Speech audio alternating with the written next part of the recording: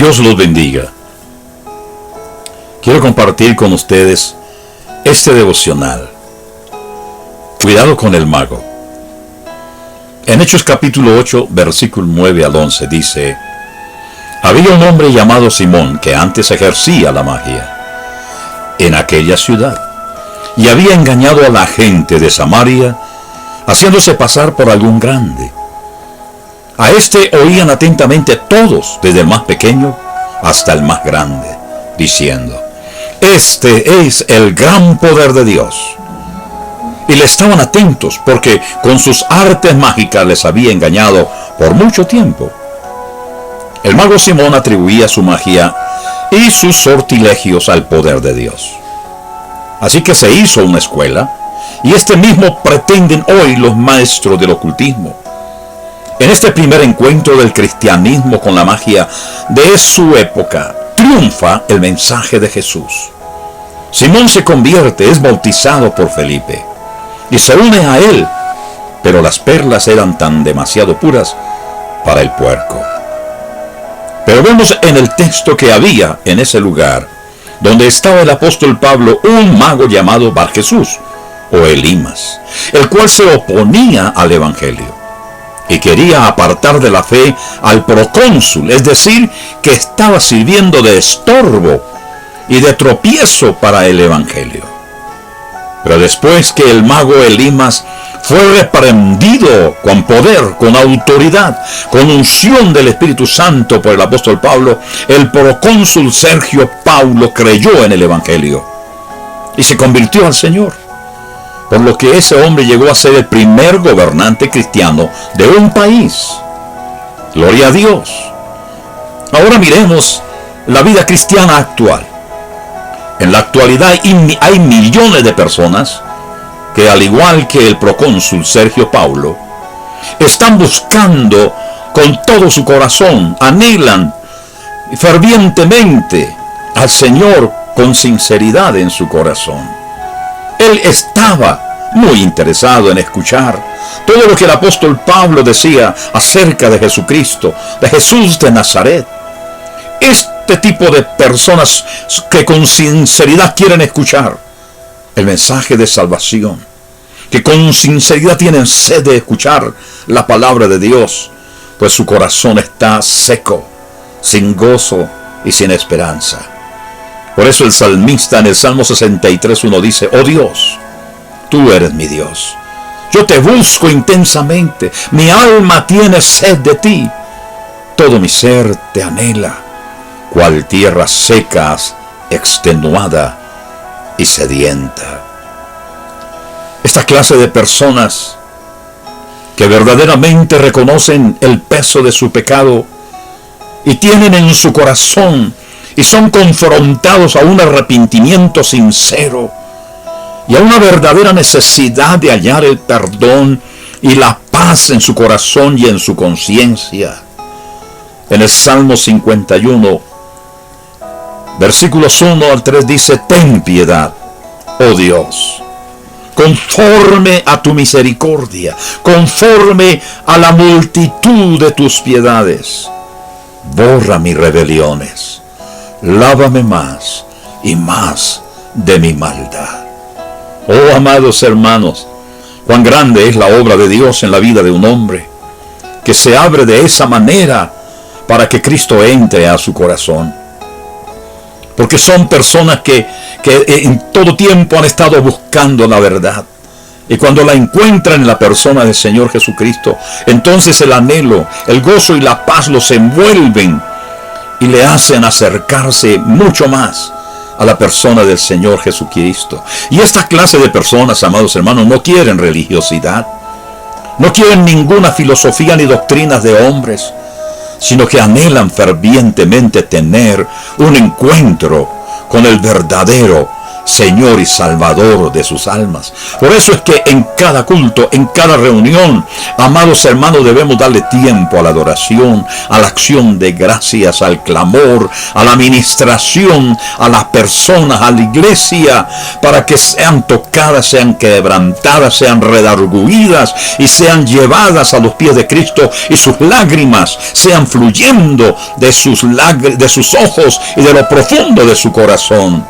Ese es el Evangelio y ese es el Cristo que necesitamos predicar y que la gente reciba. Igualmente hay muchos cristianos que en su corazón tienen el deseo sincero de buscar también al Señor. Quieren prepararse para servirle a Él en la iglesia. Tal vez no tienen un llamamiento pleno a un ministerio, pero quieren en la iglesia ocupar algunos cargos de responsabilidad y con esto agradecer a Dios. Bendecir a Dios por tan grande privilegio. Uno, de ser redimido, de ser perdonado sus pecados y de ser librado de la muerte y de la condenación eterna. Estos hermanos quieren involucrarse cada día más en los negocios de nuestro Padre Celestial, que están dispuestos a aceptar el reto del Señor de perder su vida por causa de Él. San Marcos capítulo 8, versículo 35 dice: porque todo el que quiera salvar su vida, la perderá. Y todo el que pierda su vida por causa de mí y del Evangelio, la salvará. ¡Qué reto tan grande! Ser cristiano evangélico no es ser un creyente de palabra. No es tener una filosofía, no es tener una ideología, es tener a Cristo, al Cristo vivo, que no se compra, que no se vende, que no se negocian, los principios y valores de Él no se negocian. Y por eso es que muchos en el mundo todavía están dando su vida en favor del Señor Jesucristo.